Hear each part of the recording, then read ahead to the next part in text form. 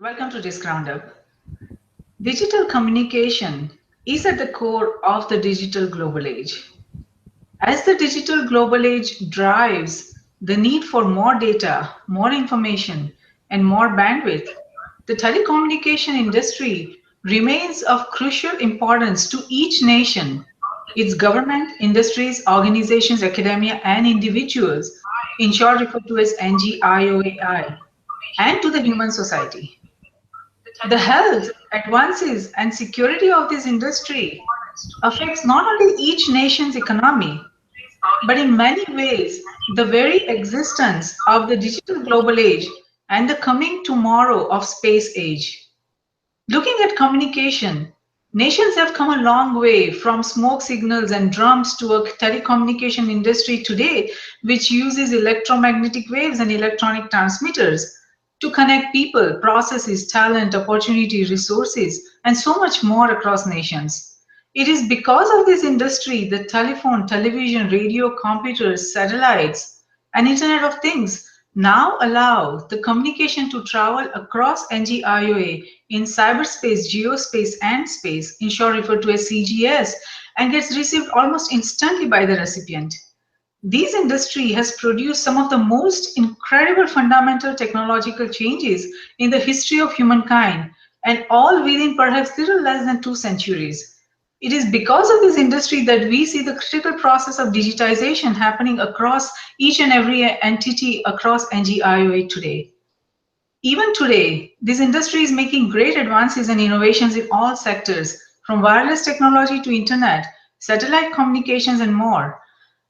And because of the advances in information communication and digitization technology, there is widespread digital disruption happening across NGIOA. This is forcing even the telecommunication industry itself to invest heavily in innovation and in the development of necessary technology for today and the coming tomorrow. To understand the telecom industry, digital communication, its current state and expected advances, I'm delighted to welcome Professor Mischa Dohler from United Kingdom. Professor Mischa heads the Center of Telecom Research, is chair and professor at King's College London, a fellow and distinguished lecturer IEEE, board of directors Worldsensing, editor-in-chief EDT and IoT, and a great pianist. Welcome, Professor Mischa. We are delighted to have you on Risk Roundup. Thank you. Wonderful. So let's start with a very fundamental question.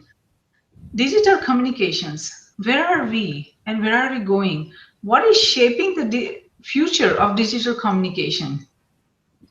So digital is undergoing a very rapid transformation, and maybe the most significant thing which digital has achieved today is to decouple literally the physical world from everything which is now the opportunity world, right? So think of the internet maybe 20 years back. The internet back then was nothing else but Ethernet cables and routers. Yeah, you remember the days we were mounting, literally nailing Ethernet cables to the walls. That was the internet back then. Go out into the street now in the United States, United Kingdom, anywhere on the planet, and ask the kids, what's the internet? They will tell you everything but, cables and routers. They will talk about Twitter. They will talk about Snapchat, Facebook. So literally, the digital is allowed to decouple that physical element from the opportunity element. And with that, it has really changed also our identity, if you think about it. Okay, so 20 years ago, our identity was very physical. It was really an identity of the passport. Okay, today my identity is a password. Okay, if I lose my passport today, I'm not worried. I'm really worried if I lose my password or one of my many passwords. So that shift of identity is actually continuing aggressively, and we will see what I call this atomization of identity over the next decades to come. So we will have machines coming in, AI comes in, robots come in, etc. So we will need to start to co-live and coexist essentially with forms of digital and mechanical forms we have not been exposed to date. That is so very true, and you're absolutely right about it. It's a whole new world. Now, how important is telecommunication industry to not only our current digital global age, but to the coming tomorrow of space age? Because with the advances of AI and robotics and all that we are seeing, we are bound to be in the space age in probably next couple of decades, I would say. How important you see the role of telecommunication industry for that to happen? Yes, so telecom plays a stronger and stronger role really in the end-to-end connectivity. Maybe 10 years ago, the majority of all our web traffic originated from fixed internet. 2015 was the year when, it was half-half. Half of the traffic was originating from my desktop computer, and the other half originated from my smartphone, okay? And that trend will continue. But it will not be a trend where you see traffic only to go through wireless. We clearly need the whole back-end infrastructure. But what we will see is a lot of stabilization in the sense that we will pay a lot of attention to the end-to-end transmission capabilities. So it doesn't make, in the future, it will not make sense to have a 10 gigabit per second optical cable to your home if you don't have a 10 gigabit per second wireless connectivity, which is essentially your last meter of Ethernet cable in your home, or in your road, or in your city, or in your spaceship, or train, or car, whatever you mention. So therefore, the wired and wireless world will need to start to play a much stronger role in terms of integration, convergence of services, convergence of infrastructure, but which only corroborates essentially the importance of telecoms on the long term. I see. So you are telling me that the infrastructure, the basic infrastructure of telecommunications, it seems we have reached a stabilization stage. Is that what am I hearing?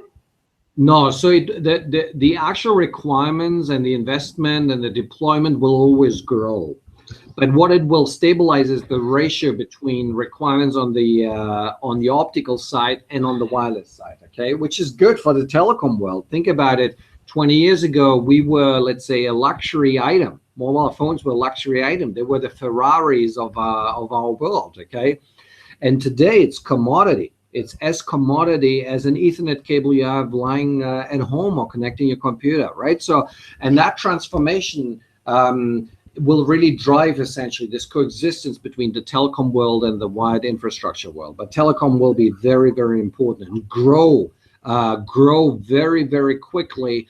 And the main traffic we will observe over wireless will be video. Okay, so a year ago, on my commute in London, I wouldn't see anybody watching, Netflix on the computer or BBC or whatever on the iPhone. I mean, and now you see a lot of people watching videos, right? So video traffic is really the major traffic which will go over the internet. Yes, absolutely. No, it makes sense now. Now, it seems that the meaning and nature of telecommunication is fundamentally changing.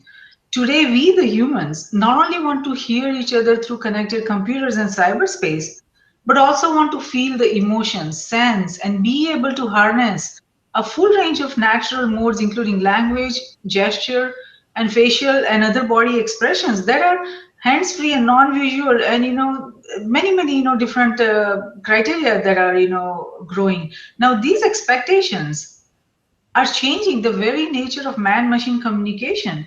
How is the telecom industry preparing for advances in natural language processing, robotics, artificial intelligence, and more? Yeah, good question. So you will realize very quickly is that we need a very, a very, very good infrastructure really to be in place to cater for the very low delay type of applications we have in mind in the future. So therefore, for instance, on the wireless end, the 5G design criteria are not only a long bandwidth anymore. You remember, so 4G, 3G, it was all about getting the data pipe bigger and bigger. Now we are talking about 2 additional design criteria. So it's we're doing the bandwidth, that's one. The other one we're working on is to being able to attach many more devices so we can scale literally in the Internet of Things space, on my mobile phone space, etc. Billions, if not trillions of devices. And the third one is on criticality and low delay. So suddenly we hope with 5G, we will be able to support very critical applications like a remote surgery, okay? And where you can't have an outage during an eye surgery. It just doesn't work, right? So therefore, 5G needs to be extremely reliable and transmit data packets with a very low delay. And if we do this, we then can start to transmit, very different senses from the typical video and audio signal. We will be able to transmit touch, because touch requires a millisecond delay between action and reaction. And if you have the network in place, suddenly I can literally embrace people remotely. I can have doctors feel patients. I can have voxel engineers service a car and all that without leaving actually their working place. So that's the future, and we're working on that, and that's called the tactile internet, and that's the next generation internet after the Internet of Things. That would be so amazing to be able to touch someone, Yeah. through this. That would be so amazing. How close are we for the 5G? So 5G in general is still a bit off the road. So we probably, from a design point of view, will need another 2, 3, maybe 4 years. And from an investment point of view, I don't think that technology will be rolled out until 2023, 2024, maybe 5. So people talk about an earlier deployment, but these will be trials. So I refer to global uptake of the technology really for consumer and industry, still like some, 8 years away from today. So, which nations are leading in this research on 5G? Is it UK, United States, or from Yeah, where? so designing telecom systems is a very global effort, really. So you have ecosystems from all around the world, particularly where we have a strong vendor industry. So we are talking about, we're talking about South Korea, we're talking about Japan, Taiwan, China. We're talking about Sweden, the Nordic countries, the United Kingdom, Germany, or the whole, Western Europe. United States is very strong as well. So there are loads of different parties now coming up with innovative solution that has to be passed on to the standards bodies. They have to agree globally. That then has to be ratified. We need to build the products. Then the investors need to come along. They need to pay for the deployment. Then we need to deploy it. Then the industry and the consumers need to adopt it. So it's a long road. It's a very global effort. Everybody plays a small role in this really important game of puzzles, right? So that's what it is. That is good to know that there is a collective effort and there is a close collaboration. That is wonderful. Now, before the emergence of the internet, telecommunications, as we have been talking, had a very narrow focus, and that was only to allow people to communicate at a distance through voice. Now, the telephone has over the years expanded to be more inclusive, and it's also going forward, like you just were explaining about 5G and what benefits it would bring to the industry and the nations overall. So what are the other changes other than 5G that you see coming in next 10, 20, 50 years?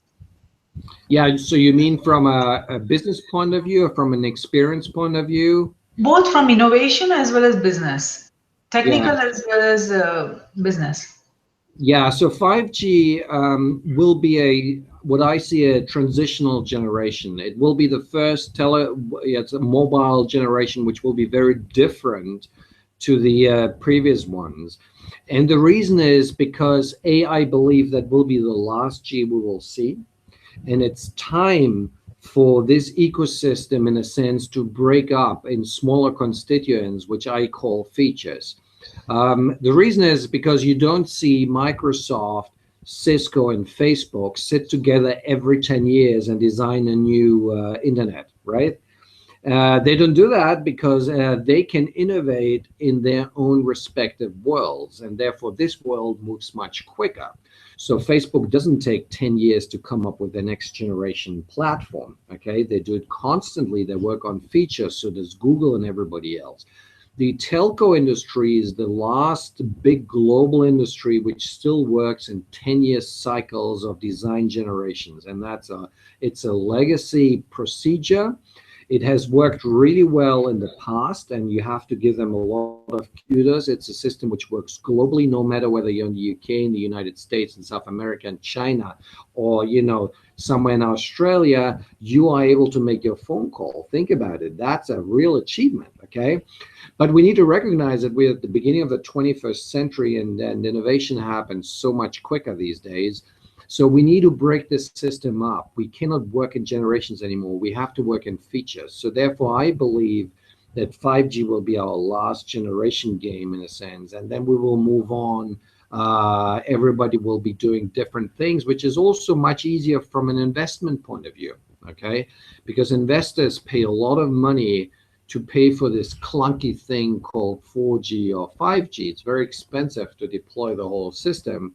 But if you start to actually deploy things in features, then suddenly it becomes an opportunity for investors to hedge their investments, have small investments in different baskets, and some things may not work out and other things may work out. So it's from an investment point of view also much more interesting. So I see.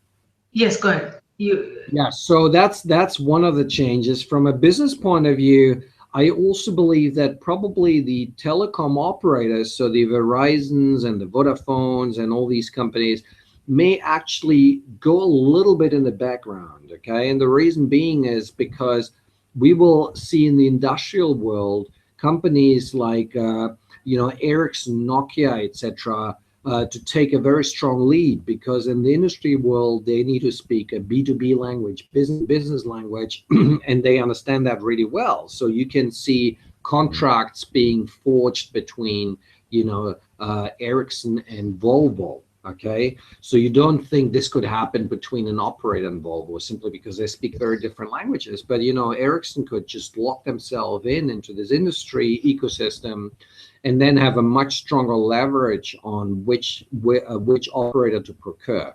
So therefore, that will be visible. And on the other hand, we will have all the consumer-facing companies like Google and Facebook take a much more aggressive stance on connectivity, because once wireless becomes really like an Ethernet cable, literally it's wireless, it happens to be invisible, but still it's just an Ethernet cable in a sense, then they can start offering really interesting services end to end. And then it will become for them very interesting to be on the front page of your mobile phone. So instead of saying Verizon 4G, it will say Google 5G. You see what I mean?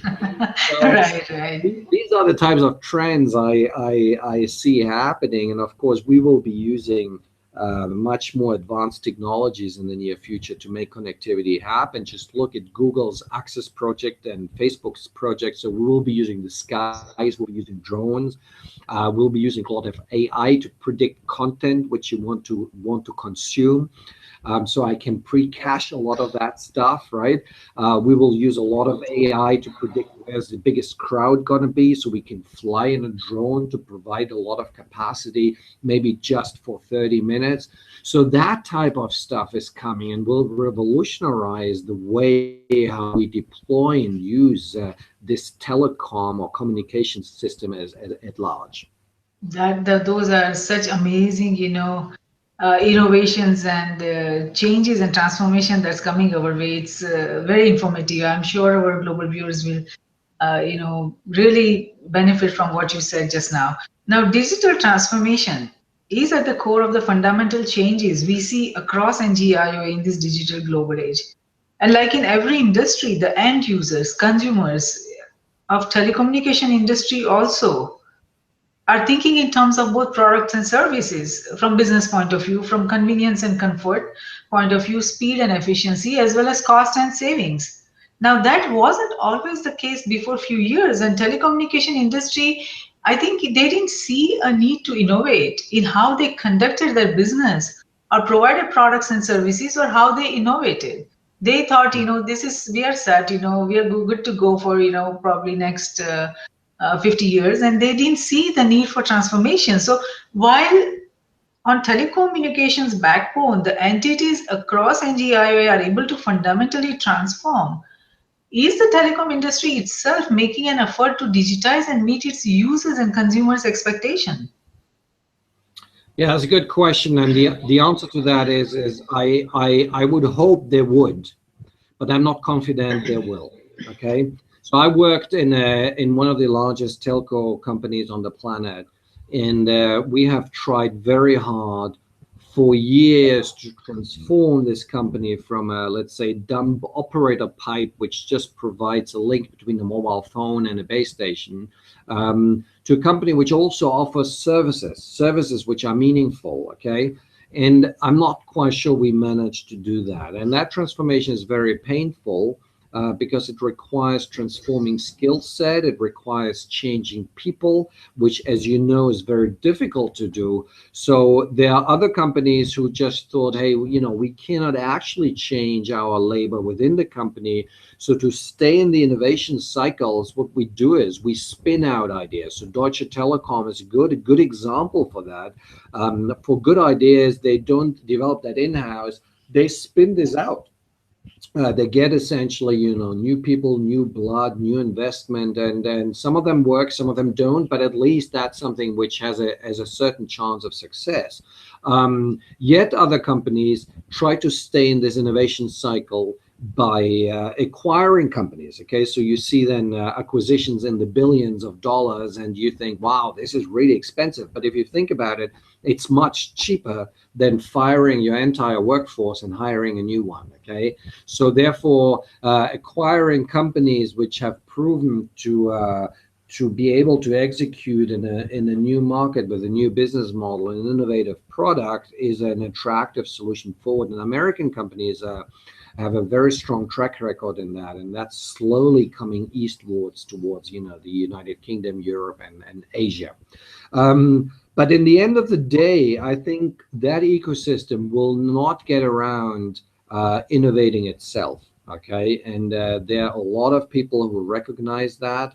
And in fact, if you plot the data rate capabilities over time and you compare, let's say, cellular with Wi-Fi, which is a much more open and quicker type of a community, you see that at any snapshot in time, whether you take 1995 or 2000, 2010 or 2016, Wi-Fi is always one or two orders of magnitude higher in data rate than cellular. Okay, so therefore it seems to indicate that being more open, being less clunky, being less administrative, being more innovative allows you essentially to offer technologies which in the end are much better for the consumer and therefore much more beneficial to the economy as a whole. Yes, yes. Now, it is said that perhaps the most fundamental change, both in terms of technology and its implication for industry structure, has occurred in the architecture of telecommunication networks. And do you agree? And second point is that how are these new digital networks today different as compared to the last few decades? Hmm. Yes, so in fact, I'll tell you a little untold secret on where our capacity comes from. So our wireless capacity has increased by a factor of 1 million about in the last 35 years, ever since we kind of started with 1G. Okay, and you will realize when you break it down, a factor of 5 in that 1 million comes from a better air interface, so the link between my mobile phone and the base station. Okay, a factor of 25 comes from more spectrum. Okay, and a whooping factor of 1,600 comes from smaller cells. All right, so my argument has always been, we should have put so much more effort in actually coming up with new architectures which allow us to scale our system much better at the edges, build smaller cells, because that in the end is our only way of meaningfully provide capacity. And it's no magic, because if you look at the Shannon equations, which are some of the fundamental equations governing the maximum capacity which can be delivered, these equations tell you exactly what I just told you, right? So smaller links is the best thing you can do. So therefore, it's the second best, actually. The best thing is to have more spectrum, but spectrum is very expensive. So therefore, having smaller cells is the best thing. Now, the way how cellular is constructed today, you can't really do that. And it's because simply a historical artifact, let me call it almost like this. So I'm not sure you will know this or our viewers will know this, but cellular is a very complicated system. So you talk on your mobile phone, and that phone communicates with a base station. That base station communicates either with a microwave link or with a fiber network to essentially another fiber network exchange point, and that goes to what we call the serving gateway. And from the serving gateway, we aggregate several serving gateways into a packet gateway, and the packet gateway is the end of the operator's domain, and then it goes out in the internet. Okay. Now, what very few people know is that, for instance, one of our leading operators here in the UK, for 4G, they only have 5 packet gateways for the whole country. Okay, so you can imagine that, and most of them in the southern part, so close to London. So therefore, if you are in Scotland, in Edinburgh, and you're calling your friend on Vodafone, and your friend itself, you're on Vodafone, your friend is on Orange, and then on EE, and you may just be 5 meters apart, right? Literally around the corner, and you're trying to figure out where you are. I'm making the phone call. My phone call is being routed down to London and goes all the way up again to Scotland just to reach my friend who's 5 meters beside me. Doesn't make sense, okay? And it doesn't make sense because delay becomes a major issue. We cannot offer the delay criticality, which I referred to. So, you know, if we want to offer industry compliant and very critical services to industries in 2025, 5G needs to break with this core network. The whole thing in the back is called the core network. And the reason we have the core network in 4G is because we had it in 3G. Okay, and the reason we had it in 3G is because we had it in 2G. Okay, and the reason we had it in 2G is because in 2G's time, nobody believed that the internet would ever be so reliable that we could actually provide quality of service over the lines. You remember, these were the years when we were nailing Ethernet cables to the walls. So therefore, it is an artifact of old times, of times when we did not trust the internet.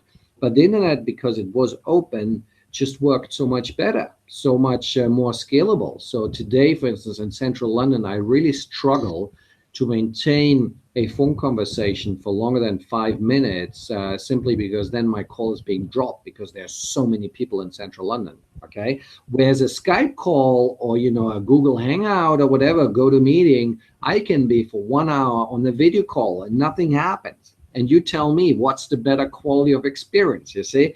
So therefore, getting rid of that core network is both beneficial from a quality of experience point of view. It's beneficial from a scalability point of view, from an investment point of view.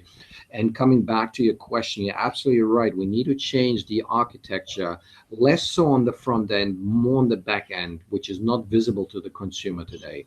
Very interesting, very interesting.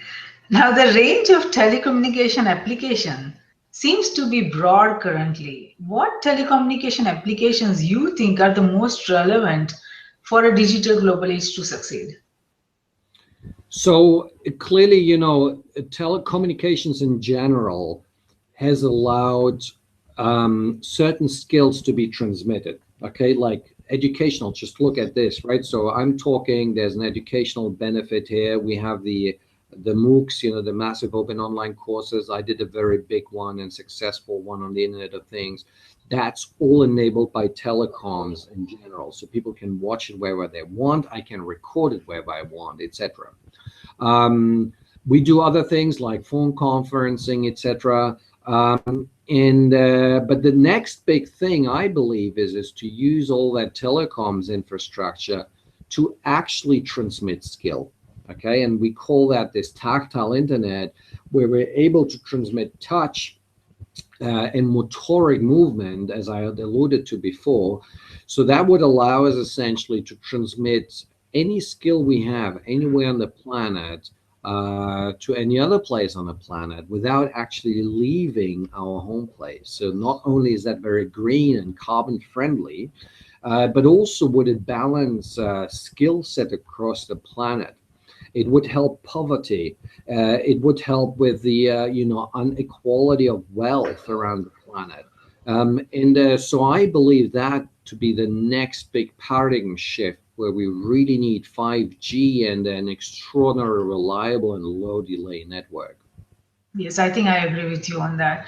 Now, when we look at the telecommunication supply chain, it is complex and very broad.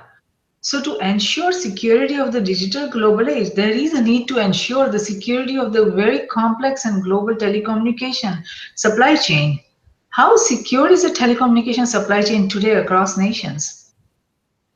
Yeah, so you mean security from a cryptographic point of view, yes? So that nobody is able to break into your Yes, comms channels, yes. yes. So in theory, all is good, okay? Our cryptographic methods are fairly sound. I'm not saying that they are totally secure, but they're fairly sound.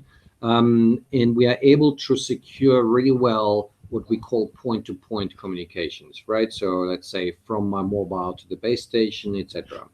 Now the problems start when you start to zoom out and you look at the system or the system of systems, and you have humans in the loop, you have engineers in the loop who need to provide to make sure that the security is enabled, that the security is really at its maximum level. And this is typically the weakness of all the security designs globally. So if you look at our recent hacks which happened in the UK, and I presume you have equivalents in the United States, most of these, if not all of these, are actually caused by human failure in one way or another. Okay, that's what it is. And I personally was involved in the rollout of a very large Internet of Things infrastructure, smart metering, as a matter of fact. And the infrastructure was not secured at all, not because we don't have the ciphers on there or no security, but simply because the engineers had to field test it.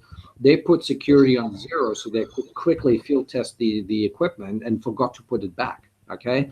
So suddenly the whole infrastructure was not secured. And the same happened with the baby monitors. You may have heard of the scandal where, people hacked into baby monitors and could remotely see children around the planet. Truth is, they never hacked into these baby monitors. They just accessed them because people actually didn't switch on security.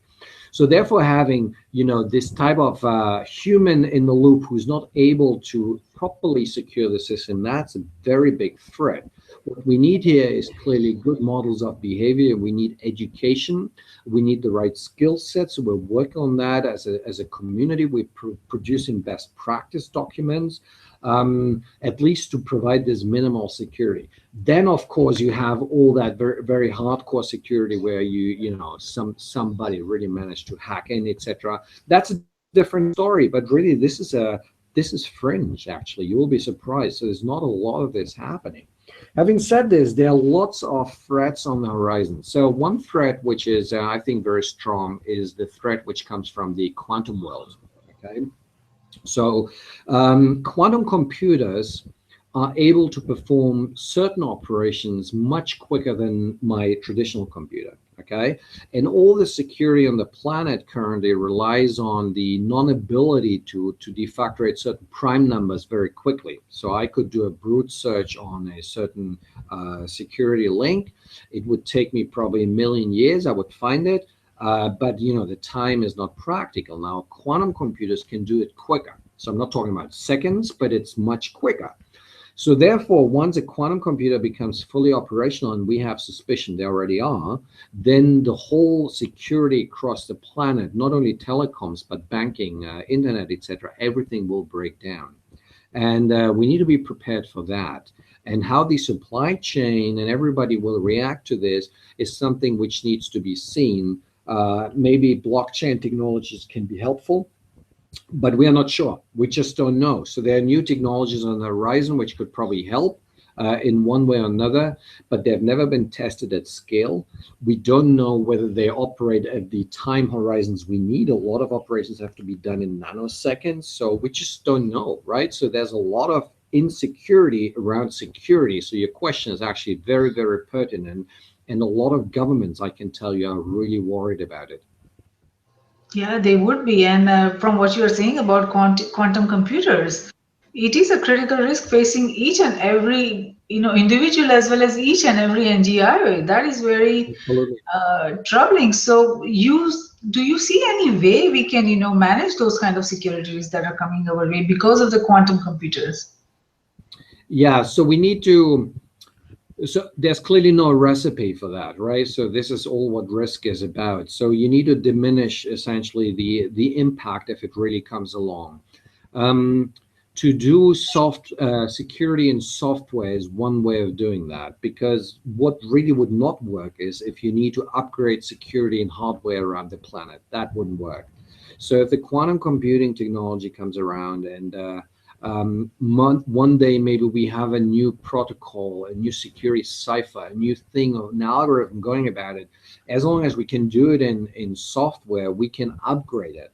Okay, I can upgrade on my computer, on my mobile phone, etc. So it would work for the majority of our infrastructure, but it wouldn't work for one infrastructure, which is what I'm really concerned about, and that's the infrastructure of the Internet of Things. Okay, so the Internet of Things, it's all about sensors and actuators. These are very small embedded devices. They don't have a keyboard, they don't have a screen, they don't have a memory even to hold an antivirus software to do any type of upgrades. So imagine we are in the state now 2025, and we have rolled out trillions of these IoT devices, and suddenly quantum threat is real. I don't see, this planet upgrading, going out there, changing physically trillions of IoT devices. So we Yes. need to come up with a solution today to be able to prepare for that type of threat in the next 10 years to come. And that's, there's no answer. I can't tell you how to do it.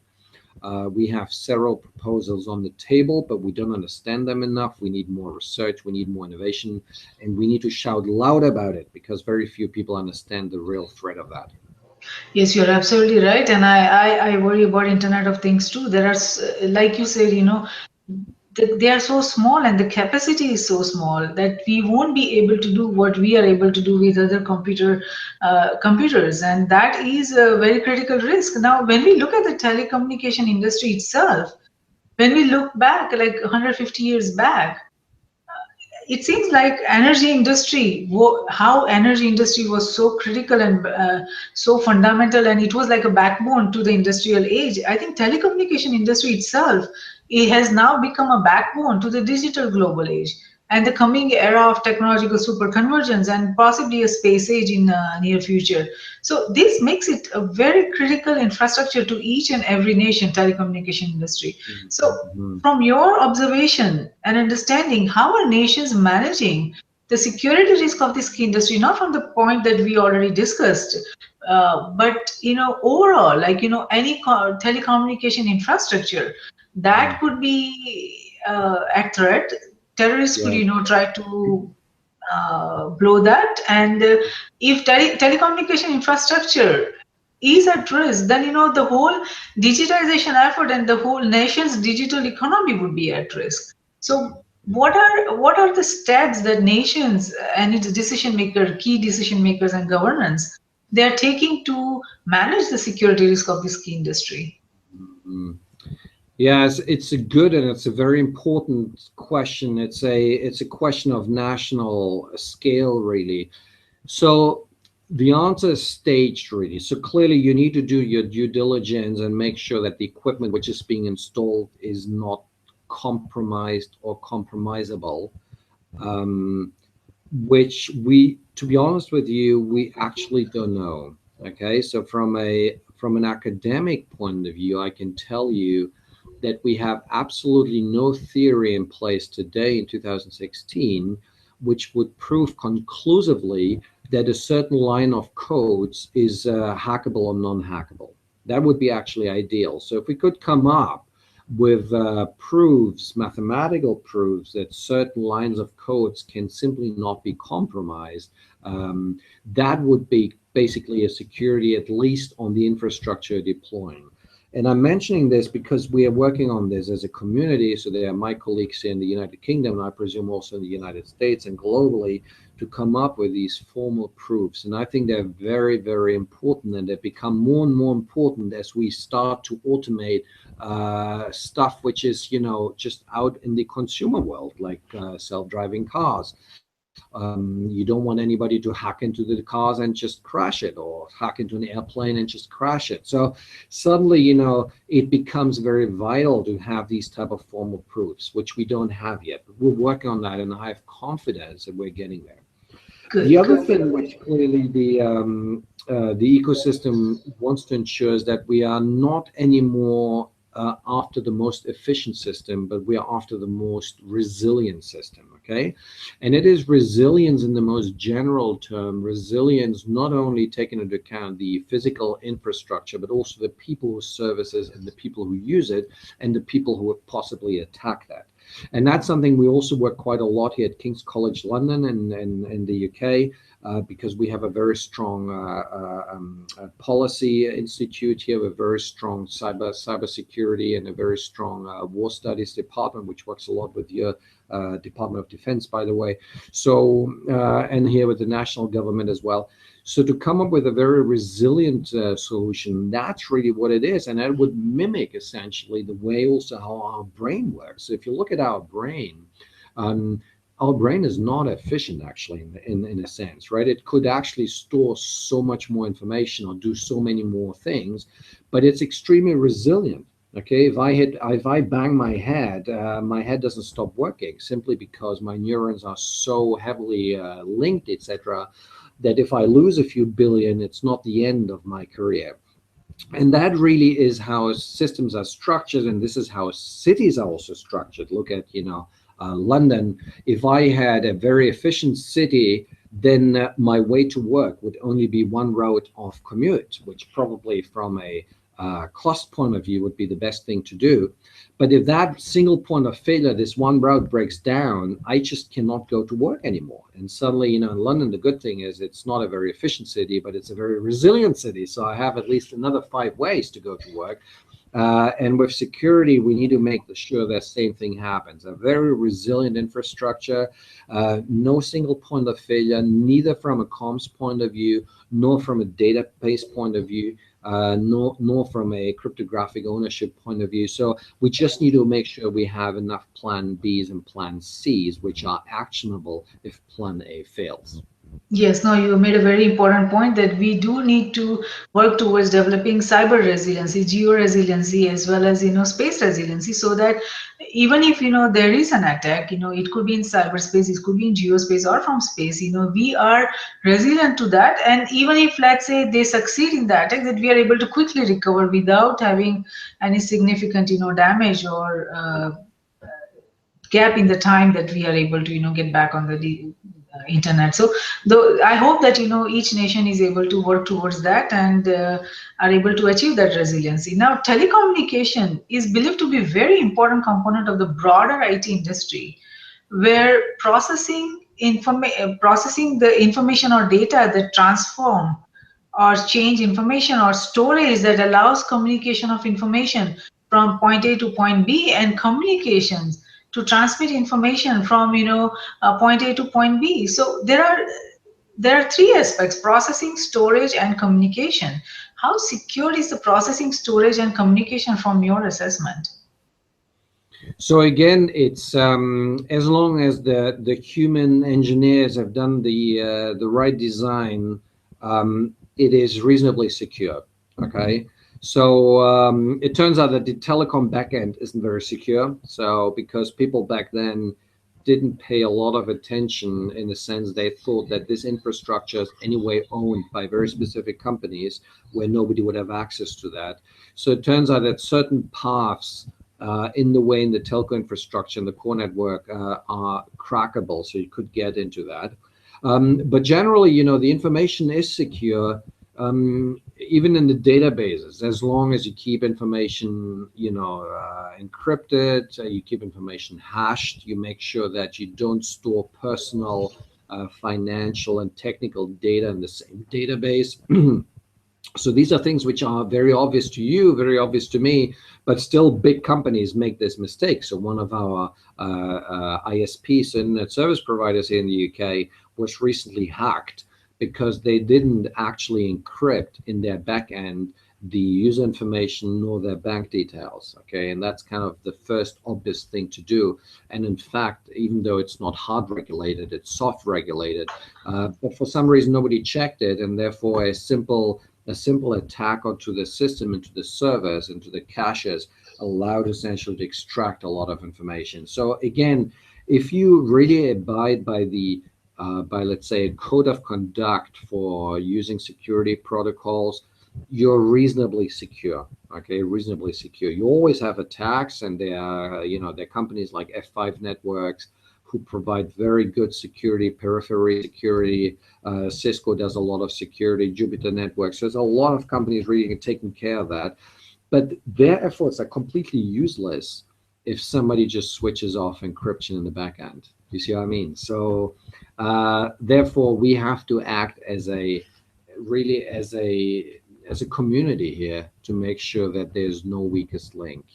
Yes, very, very true. Now, across nations, each industry will be coming at the digital transformation, or will be going for digital transformation from a different starting point, depending on the maturity, strategic positioning, and collective aspirations of each and every, nation, its government, industries, organizations, academia, and also individuals. So it's more like a collective effort, collective vision, collective aspirations. What is the digital transformation baseline for each NGIO that the bare minimum each nation and its components need to have to succeed in a digital global age?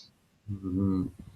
So yeah, it's a good question. Maybe more a question to the United Nations, but I just had one of the Indian ministers with me today. So we discussed that, for instance, for a country like India, which is a country which is and you might be very familiar with it, as widespread essentially of abilities. So on one hand, you got the richest people on the planet with the best connectivity and technology, and on the other hand, you have a large population which is quite poor and doesn't get all these services. Look, I think digital is slowly coming into the category of basic human rights. Okay, very basic human rights like water, like shelter, and it is simply because it enables today so many things, and not least what I alluded to at the very beginning, our identity.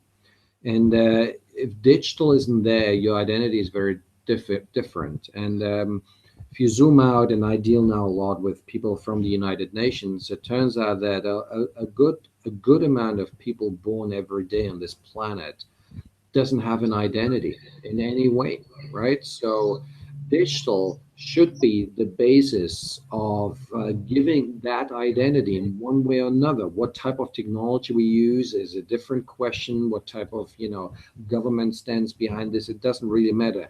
I think the basic digital means must be provided to cater for that human identity of that human being in the 21st century. Yes, yes, yes, you are absolutely right on that. We do need to create that ability to have that. Now, Mm, telecommunication, let's talk about the investment perspective of this. Telecommunication is a capital intensive industry. mm, But from what I, read and the reports that the returns are on capital declined in the 1990s, and they mm. still haven't picked up as it should have, according to many reports that are out there. How would Mm, that impact the investment in this industry today and the innovation cycle in the coming years? mm. Yeah, so there's no surprise in a sense, right? So we had the telco industry is becoming a commodity industry, and as with any commodity industry, your margins are declining over time. That's what it is. It's just the laws of an open market. So therefore, your let's say your returns on investment are diminishing over time. From an opportunity point of view, so in economics, we like to talk about the opportunity cost. That means, as an investor, if I'm being asked to invest $1 billion into telecoms or $1 billion into something new like blockchain or whatever, right? Then it turns out that probably the opportunity cost of telecoms will be negative. So it's not worth doing it because simply there is another opportunity which is better and bigger and faster growing than telecoms. Now, but that does not mean that you don't make any profits. And it does not mean that this industry is poor. Okay, it is just not the fat Ferrari, low-hanging fruit industry it used to be. It's become a commodity industry, which is also a good thing because it means it will stay here for a very, very long time to come. And the margins will probably be around 2, 3, maybe 5%, but this is really on a global budget of trillions of dollars. So it's not a bad deal in a sense. Okay, now from an investment point of view. There are a lot of investment companies who specialize in this long-term, fairly low return type of industry, simply because also it's a very stable return. So it will not fail simply because it's global. It's something we all need. So therefore, is very little you can do wrong really. And guys like Warren Buffett is very specialized in investing. The other investment houses here in the UK who are very good at that. So I'm not particularly worried about the investment story globally. But as I said at the beginning, I'm really worried about the ever-increasing bill and the long cycles between the investments, essentially.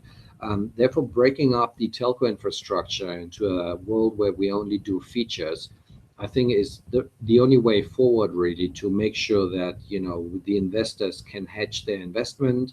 We have a quicker return cycle, so we're not talking anymore 10, 15 years, but we're talking maybe just a few years, that because suddenly we will be able to actually piggyback on a totally new league of investors, which currently we cannot do, which would also help with the scalability of the technology. So that's really the story, what it is. There's no magic from this point of view. We really understand what's going on, and we just need to see how the industry will react to that. Yes, that is true. But there's so much competition also, Mischa, that there is smart cities and smart enterprises and smart, all kinds of smart initiatives on top of Internet of Things and, artificial intelligence.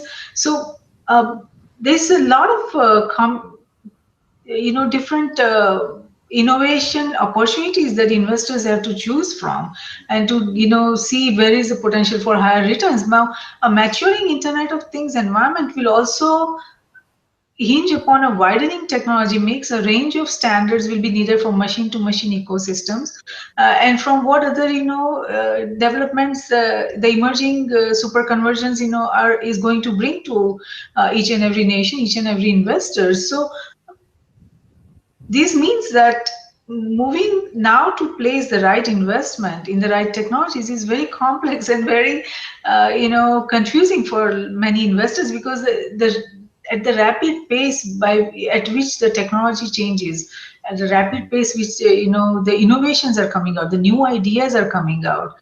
So for any investor to think about or evaluate from a perspective that whatever technology or innovation they're trying to invest right now, whether there would be a need for it in the coming years, like in 5 years or 2 years, because there are so many rapid technological changes. So how do they, decide based on what analysis they decide where should the investment go?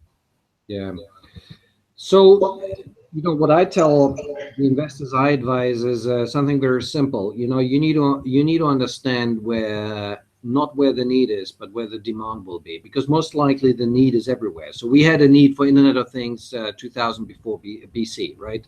So there was also always a need for Internet of Things, but it doesn't mean there's a demand.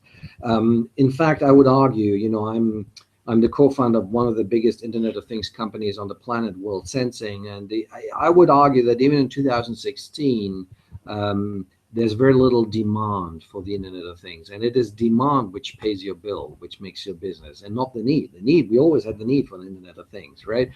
And demand is something which takes time. I like to equal that like to a good bottle of wine. Okay, so a good wine needs to Yes.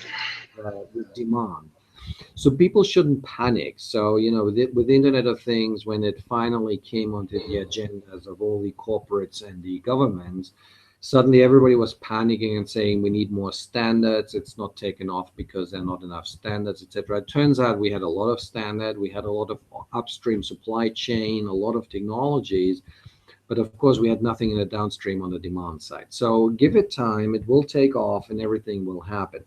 Now, it doesn't necessarily help you now with the investment story in a sense. So clearly the investors need to separate a little bit the let's say the underlying connectivity technology from all the opportunity space which is on top. And let me take again the Internet of Things space, because it's a good example. It's happening today. So let's look at that. So from a connectivity point of view, we try to use different technologies to connect our billions of sensors. Some of them didn't work and we developed them for a long time. Others are now emerging, like low power wide area networking technologies, but they're not really standardized, right? So they really go through a very proprietary ecosystem. They have business model behind which maybe don't work. So I put my cards in technologies which are standardized. So cellular will probably be able to support Internet of Things one day. So we will have, the radio we use today to make a cellular phone calls, to connect the Internet of Things. But with the difference is that I need to recharge my iPhone twice a day. And that sensor will live most likely 10 years on a single small battery, right? So we can do that, no problem. And we can leverage on all the other infrastructure which is already deployed around the planet. So if I'm an investor and I see a company which is offering a solution which most likely will get into this standardized way, whether that is IEEE and Wi-Fi or 3GPP and cellular, I would invest. Okay, I would invest because it's future-proof. We will need it. It's not a crazy growth story, but it's growth story which Warren Buffett would love, because it's something in 10 years which gives you good return, which is the reason why Huawei acquired Newell, a British company, for $25 million, because they've done exactly that move. Okay.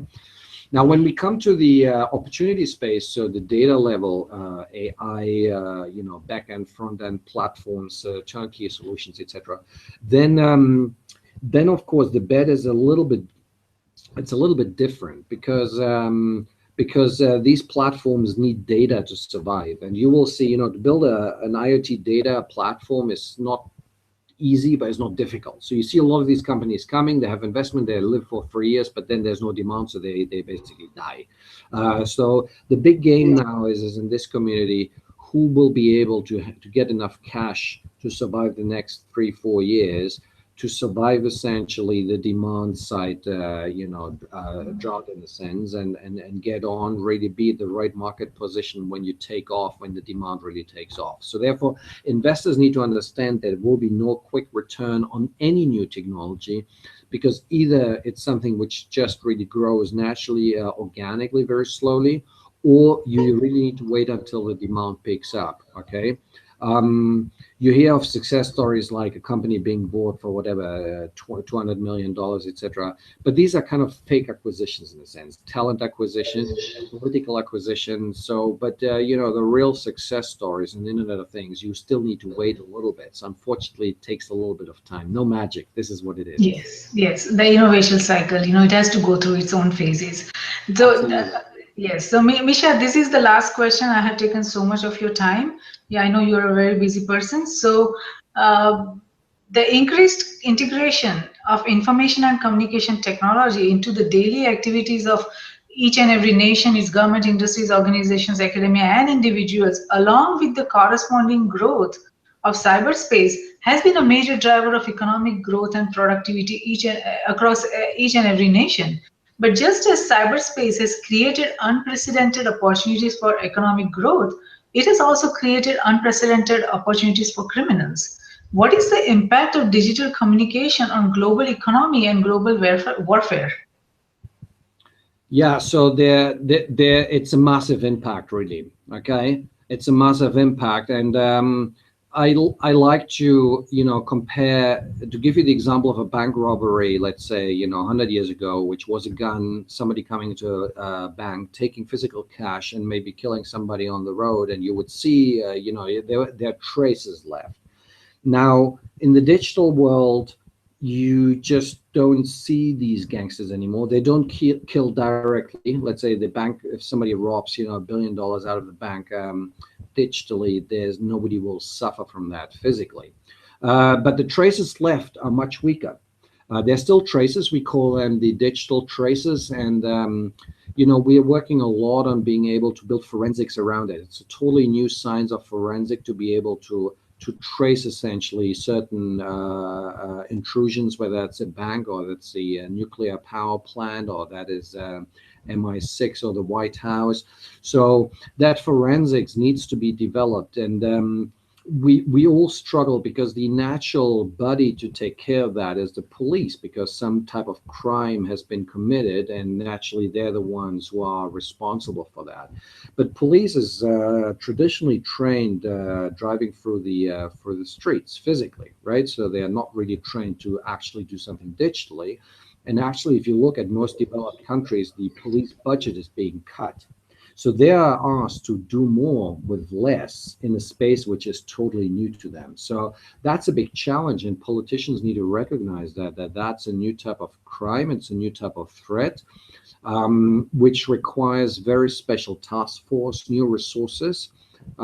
It's a threat where potentially the harm can be massive, because if somebody breaks into the nuclear power plant, then no matter what type of guards you have in front, no matter how many electric fences you build around, you can still blow it up from any point in the world, and that's a massive problem. On the other hand, digital means if you have gone in, we might be able to trace you back, so we can find essentially where people have actually executed their intrusion from. The banks maybe, so everybody's now talking a lot of bank robberies, the digital ways of extracting money. Of course, that money flows somewhere. We know where that money goes. There's a financial back-end system, so we can basically retract that money back into the original account. So it's easier in a sense to deal with these massive threats and to go about it. So therefore, on one hand, the potential to cause havoc is much bigger, and we need to recognize that. We need to work on that. We need to be prepared. We need to make risk mitigation. On the other hand, it's not as bleak as some people make us believe. So there are a lot of opportunities to essentially use digital also for the wider benefit, and also tracing all these crimes. Yes, very true, Mischa. Now, Mischa, thank you so much for appearing on Risk Roundup. I learned a lot from what you had to say today, and I'm sure our global viewers and listeners also, would learn a lot from what you had to say, and it would give them, a lot to think. So, thank you so much again for appearing on Risk Roundup. Thank you. Thanks for the invite. Goodbye. The transformative power of communication is visible across nations as the global web of economic interconnections between and across NGIOA is growing larger and more complex thanks to digital communication. As entities across NGIOA try to transform their initiatives and businesses to the needs of a digital global age and remake themselves, it needs to be understood that any change goes through a series of phases. An understanding of risk and reward is fundamental to any transformation. Managing such transformative and disruptive change without understanding of strategic risk is like driving without awareness of stop signs. Not even the best tools and techniques can make up for risks that are not identified and understood. Risk management is the bridge between risk and reward. So Risk Group, Cybersecurity Risk Research Center, and Strategic Security Risk Research Center are created for this very purpose, to identify, evaluate, and manage the risk facing NGIOA in CGS, that means nations, its government, industries, organizations, academia, in cyberspace, geospace, and space, and discuss, debate, and define necessary framework, structure, processes, tools, and technologies to manage the security risk of not only the digital global age, but also of the coming technological superconvergence. We at Risk Group believe that risk management, security, and peace walk together hand in hand. Though security is related to management of threats and peace to the management of conflict, risk management is related to management of security vulnerabilities as well as management of conflict, and it is not possible to conceive any one of the three without the existence of the other two. All three concepts feed into each other. We believe that the security we build for ourselves is precarious and uncertain until it is secure for everyone across nations. Tradition becomes our security. So if we build a culture of managing risk effectively, it will lead us to security, and security will lead us to peace. Let's manage the existing emerging risks together. For more information on the risk roundups, to watch the risk roundup videos or hear the risk roundup podcast, please go to riskgroupllc.com, and do not forget to subscribe and share. Until next time, I'm Jayshree Pandya, host of Risk Roundup, signing off. See you next time. Thank you.